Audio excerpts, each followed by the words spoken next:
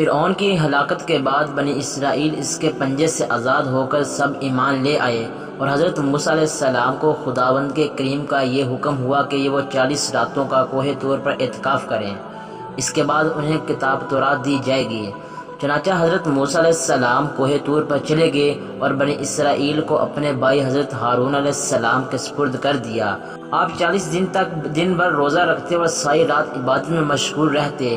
بنی اسرائیل میں ایک حرامی شخص تھا جس کا نام سامری تھا، جو طبی طور پر نہایت گمراہ اور گمراہ کن آدمی تھا۔ اس کی ماں نے برادری میں رسوائی و بدنامی کے ڈر سے اس کو پیدا ہوتے ہی پہاڑی کے غار میں چھوڑ دیا تھا، اور حضرت جبرائیل علیہ السلام نے اس کو اپنی انگلی سے دودھ پلا پلا کر بالا تھا، اس لیے یہ حضرت جبرائیل علیہ السلام کو پہچانتا تھا۔ اس کا پورا نام موسیٰ سامری ہے اور حضرت موسیٰ علیہ السلام کا نام بھی موسیٰ ہے۔ موسیٰ سامری کو حضرت جبرائیل علیہ السلام نے پالا تھا، اور حضرت موسیٰ علیہ السلام کی پرورش فرعون کے گھر میں ہوئی تھی، مگر خدا کی شان کے فرعون کے گھر پرورش پانے والے موسیٰ علیہ السلام تو خدا کے رسول ہوئے، اور حضرت جبرائیل علیہ السلام کا پالا ہوا موسیٰ سامری کافر ہوا اور بنی اسرائیل کو گمراہ کر کے اس نے بچڑے کی پوجا کروائی۔ جن دنوں حضرت موسیٰ علیہ السلام کوہ طور پر معتکف تھے، سامری نے آپ کی غیر موجودگی کو غنیمت جانا اور یہ فتنہ برپا کر دیا کہ اس نے بنی اسرائیل کے سونے چاندی کے زیورات کو مانگ کر پگھلایا اور اس سے ایک بچڑا بنایا، اور حضرت جبرائیل علیہ السلام کے گھوڑے کے قدموں کی خاک جو اس کے پاس موجود تھی، اس نے وہ خاک بچڑے کے منہ میں ڈال دی تو وہ بچڑا بولنے لگا۔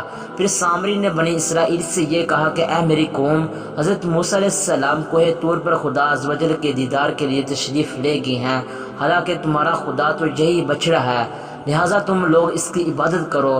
سامری کی اس تقریر سے بنی اسرائیل گمراہ ہو گئے، اور 12,000 آدمیوں کے سوا ساری قوم نے چاندی سونے کے بچڑے کو بولتا دیکھ کر اس کو خدا مان لیا، اور اس کے آگے سر مسجود ہو کر اس بچڑے کو پوجنے لگے۔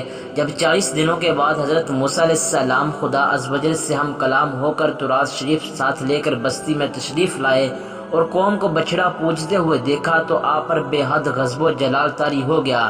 آپ نے جوش و غضب میں تورات شریف کو زمین پر ڈال دیا اور اپنے بھائی حضرت ہارون علیہ السلام کی داڑھی اور سر کے بال پکڑ کر گھسیٹنا شروع کر دیا اور اسے مارنا شروع کر دیا، اور فرمانے لگے کہ کیوں تم نے ان لوگوں کو اس کام سے نہیں روکا۔